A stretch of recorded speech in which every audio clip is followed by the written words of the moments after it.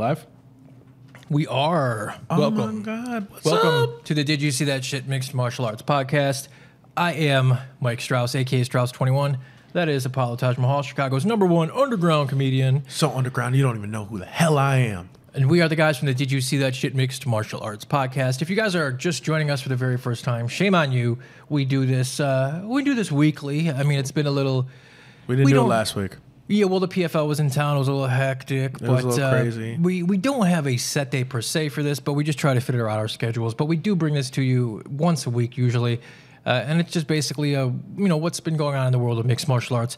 Not to be confused with our weekly or sometimes twice weekly podcast that we put out. There will be episode 31 later today, which is Wednesday, in case you forgot what day it is. Yeah, that one has a lot of interviews. 4 interviews. We break down things a lot more. Here is a lot more free-flowing ideas, more of our regular conversation.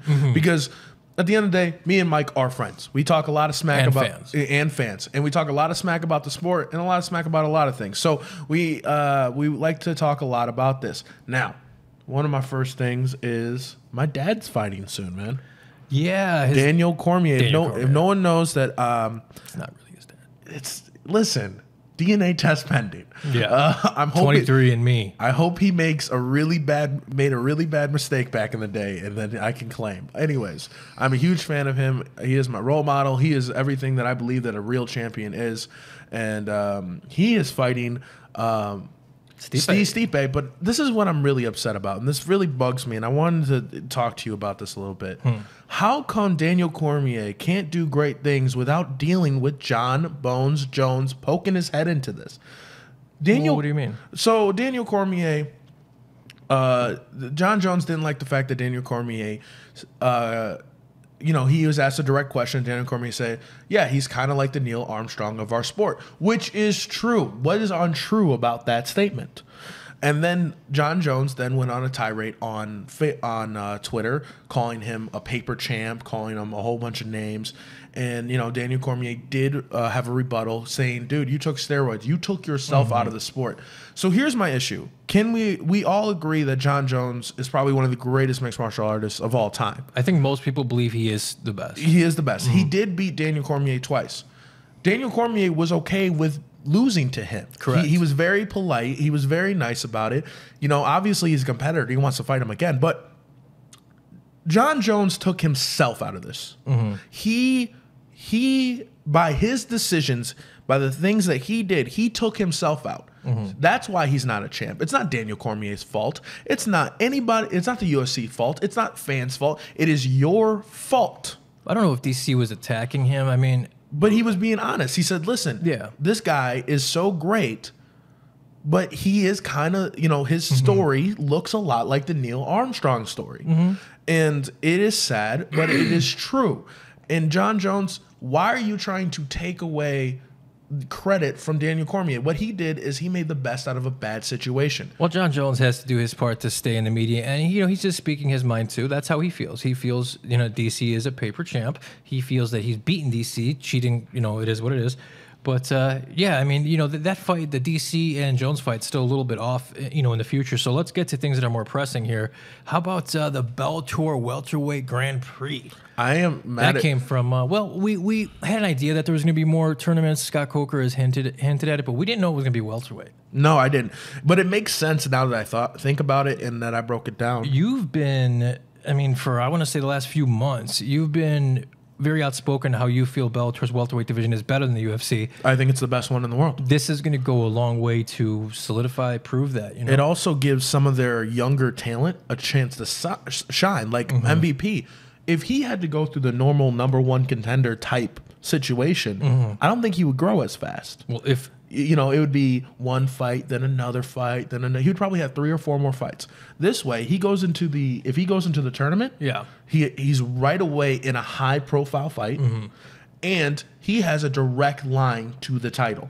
So, well, if they don't make the MVP Paul Daly fight in the very first round of the tournament, they're missing the ball again. Let's just kind of play matchmaker. Now, Bellator hasn't officially announced their participants. The tournament will start September 29th, I believe, but they don't know. They haven't announced the participants yet. Here's the 8 I think they should do. Of course, Rory McDonald, Paul Daly, MVP, John Fitch, Douglas Lima, Lorenz Larkin, Andrei Korshkov, and then for the last spot, I believe, you could either go Gerald Harris, assuming he gets by his opponent here at Bellator 202, or if you want to do the interesting thing, and this could be what you need to do to lure Michael Chandler back to Bellator, because what I'm hearing is he is leaning towards the UFC.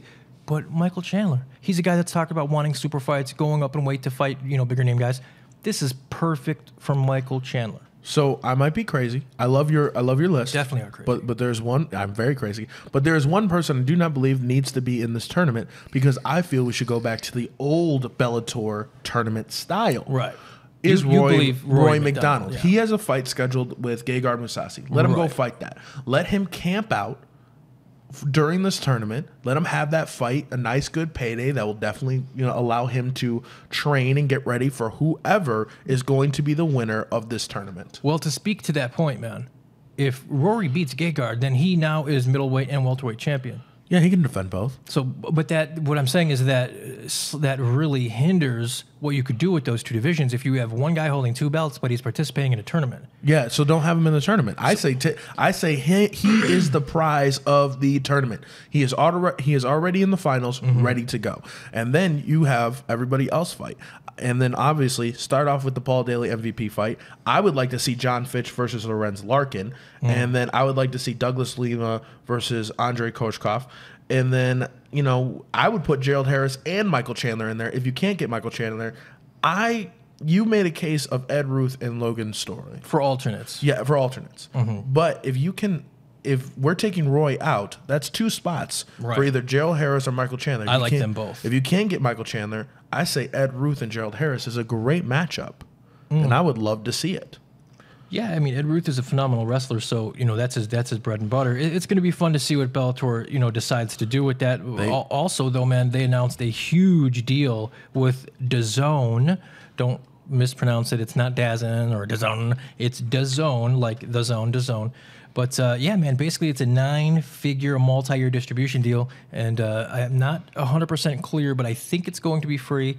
And basically, this really allows Bellator to compete with the UFC now, man, because all of there's no more tape delay now for events overseas. It'll all be streamed live there. Woohoo! And they're going to have exclusive events. So think of it kind of like a Fight Pass, not really. It's not going to be like the extensive library where you can go, and I'm hearing it's going to be free. So we'll see. We'll tell you guys as we know more. But yeah, some good news on good things for Bellator, man. I mean, they continue to impress. Bellator is making some huge moves. They have. So was the PFL. They were just here in Chicago, man. I want to give them event. I want to give them a huge shout out to the PFL. Listen, class guys, man. Class guys. You guys had one of the hardest commissions to fight for in the country. I mean, we've beaten a dead horse with that Illinois Athletic Commission. They're just trash. You guys did a great job of putting on a great event, even with all the controversy that surrounded it. None of it was your guys' fault, and you put on some great fights. You had Brian Foster flying me the daylights out of Ramsey, which made him believe he was probably still in the Ultimate Fighter. I don't know, man. I'm a huge fan of Ramsey. It hurt my heart watching that. Yeah, to me, the Brian Foster-Ramsey fight was just one of the highlights of the evening. So was Kayla Harrison. She's got a lot of work to do, but she's phenomenal. And Wasn't Rick Story on this card? Rick Story was not on this card. It was the last card he was on. Yeah, I think you're Chris Wade. I think you're confusing Chris Wade. Chris Wade was on this card. Chris Wade, yes. How did he do? He did all right. He did all right. So this is the thing, though, man. We've beaten a dead horse with the Illinois Athletic Commission. I don't want to go into it in detail on the stream. I'm assuming if you're listening to it, you probably know what's going on with it. If you do want to know more, check out one of the articles I wrote on mymmanews.com. Kind of summed it all up there for you. Why is no one covering this? Honestly, I've seen a couple of articles. I've seen a few things. Mark Ramondi, MMA Fighting, wrote something on it. I wrote something on it. A few guys touched on it. So this is another conversation I wanted to have. So we have the new Ariel Helwani show on ESPN. Yeah, well, we have the Ariel Helwani MMA Hour show, or MMA show. Then we have the new MMA Hour, and then we have Ariel on the Bad Guy on Wednesdays on ESPN Plus. So here we touched on it a little bit in the podcast, but I've been thinking a lot more since the podcast. Here's my fear of the Ariel Helwani show and the PFL, and why I haven't seen a lot of coverage is my biggest fear. Ariel Helwani used to kind of talk about a lot of these things. he used to cover smaller events. He used to try to talk about up and coming fighters and things like that and get them on a show. Are we going to lose that with ESPN? Is ESPN going to make them, because well, they have a deal with UFC, so obviously they're going to. I mean, plus that's where the money is. So I mean, it is where the money is, but I don't really think Ariel Helwani was ever a guy to really bring you like, check out this fighter coming up. He was never that guy. No, but Ariel was always interested in breaking the story and being that guy that had the scoop. There's other guys out there. James Lynch is a guy. If you want to find, like, he's very good at seeking out guys that could be the next big thing. I like to pride myself in that too. But there is guys out there like myself, James Lynch, that are like that. But Ariel was never that guy that brought you that up and coming fighter or the smaller promotion. But he wasn't afraid to talk about it. And my fear is because I do not want.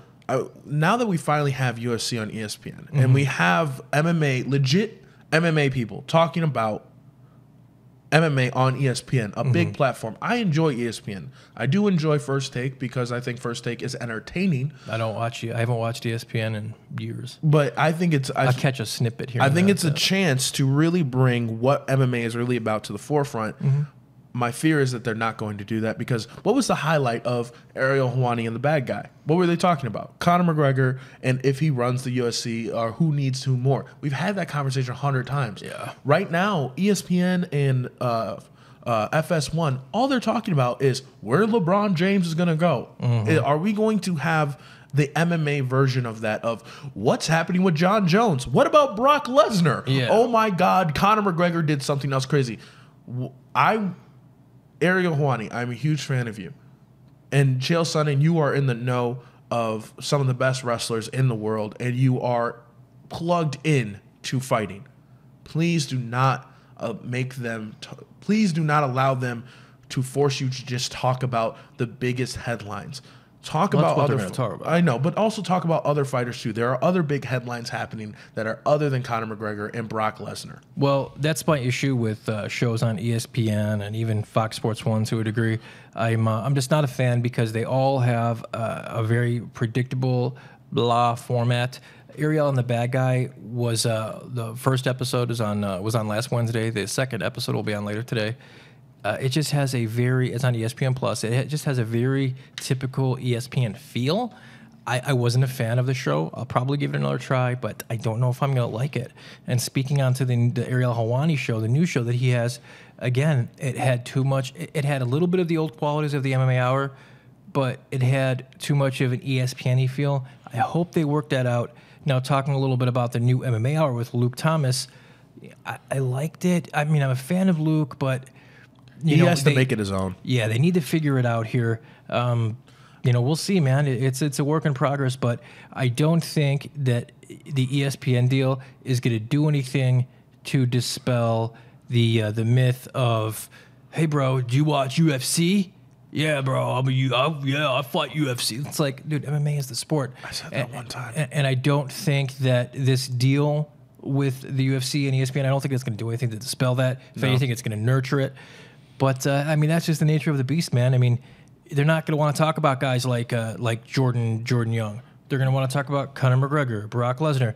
It is what it is, man. It is what it is. But, this is the world we live in, and it sucks because as an MMA fan, we always felt underrepresented in the mainstream media all the time. We've always been, when they do talk about us, it's Stephen A. Smith saying Johnny Bones Jones and doesn't understand exactly what happened or anything that's really going on. And Max Kellerman is the only one who probably knows a little bit about mixed martial arts, but even he isn't really understanding of the sport to its fullest degree. And the only person we've ever really had in mainstream was Joe Rogan and Ariel Helwani as of late. I think the last 3 years, Ariel Helwani got more mainstream. So I really, when I heard about this, I really wanted a good representation, But my fear is that we're not going to get it. And you know what? We just need to create it. Well, I do believe that there is a half dozen or so guys at ESPN that get it, that know what they're doing. Maybe slightly more than that. Maybe Brett Okamoto? Brett Okamoto, Jeff Wagenheim, of course, Ariel Helwani. There's guys that know what they're doing. We'll see how that goes. But before we do wrap up the live stream here for this week, let's touch on UFC Singapore. There was a couple of decent highlights there. Jake Matthews continues to impress. I think that he can be someone in the next year or so that breaks into that top 15, does some damage. Keenan Song looked really good. Jinglong Liang, he got a unanimous decision over Taje. Did eye gouge. But he did eye gouge, right. I don't think he looked as impressive as I would hoped. Ovin St. Peru continues to be that guy where sometimes he looks good, sometimes he looks like trash. Well, he got the straight armbar victory over Tyson Pedro. Does anybody know how hard those are to get on somebody? That is like a painful and hard thing to do. It's straight strength. Well, he adjusted it well. So, and then let's talk about the main event here. You have Leon Edwards. He got a unanimous decision nod over Donald Cerrone. He improves to 16-3. Now, I know we talked about a little bit on our podcast here, but let's touch on it again on the stream. You know, I didn't score it like this. I gave the first 2 rounds to Edwards. I gave the second 2 rounds to Cerrone. So it would come down to the 5th round, in my opinion, and I gave it to Cerrone. So I would have scored the fight. I did score the fight 48-47 for Cerrone, but like I said on the podcast, man, I'm not mad if someone scored it for Edwards. You don't even need to convince me. I can see that clear as day. I'm not mad at it. However, what I have an issue with is people talking about Edwards looked great. Edwards is this guy. Edwards and Masvidal. This guy. Listen. I don't want to see Masvidal. Donald Cerrone has pulled out of 1 fight in his career, and he only postponed it for 3 weeks. That was the fight with Robbie Lawler because he was ill. He was this close to backing out of this fight just an hour before the fight because he was sicker than a dog. Having said that, he went out there, and in my opinion, he won the fight. But he did. He lost a close, unanimous decision. So how can you say that Edwards is... He had moments where he looked okay. Listen, he's a professional mixed martial artist. If he didn't have moments where he looked great, there'd be a problem, right? He barely beat an aging, sick Cerrone. If this was a 3-round fight, though, I'd have a different opinion. If my dick falls off right now, hallelujah. We're not going to play if games, okay? We're not playing what ifs, bro. We're living in reality here, and in reality is what happened. He won a close unanimous decision against an aging, sick Donald Cerrone. He's a competent fighter, but let's slow the boat. He's not a top 10. He's nowhere near Masvidal, and we talked about a guy in Max Griffin. If Max could get past Curtis Millender at 226, I think he does. Then that's an intriguing matchup. But slow your roll, guys. What happened to building up fighters slowly? Like, this is a guy that called out Darren Till a couple months ago. I think we could all agree Darren Till would run through Edwards. I'm not against Leon Edwards calling people out. I'm not either. Listen, I was that crazy person. Shoot your shot, bro. Shoot your shot all you want. But what I don't like is people getting on this bandwagon when they clearly saw something that wasn't there. Yeah. But what happened to us allowing... This is the same thing in every sport. We want people to be good right away. We don't understand that sometimes it takes time. Yeah. And Leon Edwards, man, do we forget, before George St. Pierre won the title and went on the title reign that he went on, he went through hell. Yes, he got his first title, shot very early in his career, and he lost. And then he had to go through a murderous row of just savages. Josh Koscheck when he was younger and actually wrestling. That's how it generally is. But for some reason, we are just throwing these guys into the fire way too early and trying to hype them up so quickly. Like who? Who are you talking about? Okay, one of the people who I believe, Yair Rodriguez. We threw him immediately. He beat an aging BJ Penn, and then goes, "Oh, he's a top 5 guy. Let's have him fight Frank Yeager." Yeah, huh? That's bad. How does that make sense? There's a lot of people that thought Yair was going to beat him. And then it was crazy. And then Yair's sitting there going, "I had 6 fights." Yes, man, you should have more than 6 fights. Do we forget before Chael Sonnen got his title shot, he had beat a beast Nate Marquardt. He had beat who else? He was on. Plus, he was in WEC putting in, put years in over there. So. Anthony Pettis was putting years in. Benson Henderson put years in WEC. Donald Cowboy Cerrone, Rafael Dos Anjos. Anderson Silva, he got a little bit of a quicker launch, but he was murking mofos overseas. So calm yourself down. Allow yourself to grow, because you know what's going to happen? You're going to get thrown in there with some killer who's been fighting for a while.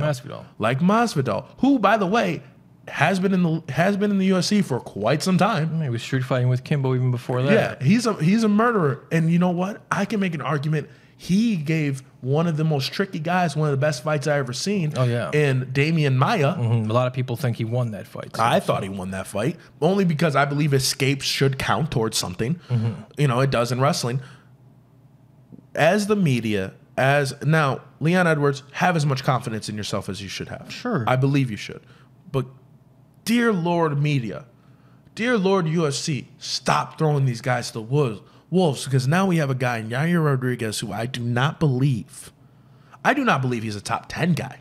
I believe he's a top 15. Yair, I do not believe he's a top 10 guy. Well, just I want to clarify my stance here with Leon Edwards. I'm not against Leon Edwards at all. I just feel that I think he had a good performance. It was good. That's it. It was good. It wasn't great. He didn't look phenomenal. No, it's a great stepping stone. It's a headline 5 rounds. Great stepping stone. And I think more importantly, I think people need to get off of the Leon Edwards hype train, because, it is what it is. You're going to get him hurt. He's a decent cusp 15 fighter. That's it. But if you keep pushing these, as a fan of the sport, I love to see guys grow. And if we keep pushing these guys to murderers right off the bat, because we saw him have a good outing, we're going to keep losing stars, and you're going to have the issue you have at heavyweight, where you keep circling through the same 3 guys at the title championship. I don't want to see that. We need to build these guys up better. This weekend, there's 2 events go. Well, 2. There's a lot more than 2, but 2 major events that we'll touch on real quick. Titan FC 50 goes down Friday. The main event is Raj Manfio. He is the lightweight champ. He's going against a friend of the show. Had a chance to speak with him several times. Sidney the Gun Outlaw. We wish him the best of luck. He got this. Also on Friday night, Bellator 201. Solid main card, man. But more importantly, I think the prelims for Bellator 201 is a showcase, man, of future talent. I mean, and guys that are super talented right now. You have Joey Davis, Tyrell Fortune, Ed Ruth, and another friend of the show, Jordan Young, all competing on the prelims. So all those guys could be champions in just a few years here. I really like that Jordan Young is at 205. Yeah, Jordan Young's a gentleman that check out episode 31. We just had an interview with him. He was moving up, as Apollo alluded to. This is going to be his first fight at light heavyweight. That's a great weight for him. Also on the main card here, Valerie Letourneau is fighting Christina Williams. A chance to speak with her, but I had to do it on the phone. Didn't have a chance to record it, but check out mymmanews.com if you want to read that article. Great article, guys. Also, Juan Archuleta's fighting. You have Sada Watts fighting Ryan Couture, and then the main event, Lima Lea McFarland is putting her 125-pound belt on the line and her undefeated record on the line against Alejandra Lara. And you think that there will be a new women's flyweight champ. There are no facts to back up anything I say at this moment. But right. You just have a feeling. I have a feeling, and the biggest reason is I just don't trust McFarland's stand-up. She's great on the ground, but Lara I think she can keep the fight on the feet. I have this feeling. I think the O will go. And just to be clear, I don't. I think we'll still have a new. And before we wrap it up, I just want to give a quick shout out to Steve Cozzolo, who I had a chance to speak with too. We'll play the interview. We'll play that interview probably in the next week or 2. But he got another shot with Bellator. If you remember, they kind of had they released him a while back. But he's going to be fighting on Bellator 202 against Ryan Walker, another gentleman we spoke with. But just congratulations to Steve, because I believe it was the right thing to do. He's 8-2. And I'm just glad he's got another chance. I think this is going to be a really good fight. I think he has it, though. I think he's going to win this fight. I don't know, man. This is going to be a good fight. It's going to be a great fight. But Steve Cazzola, in my opinion, I think he's good. He's going to win it. That's all we got, I think. That's really it. Guys, I'm going to go take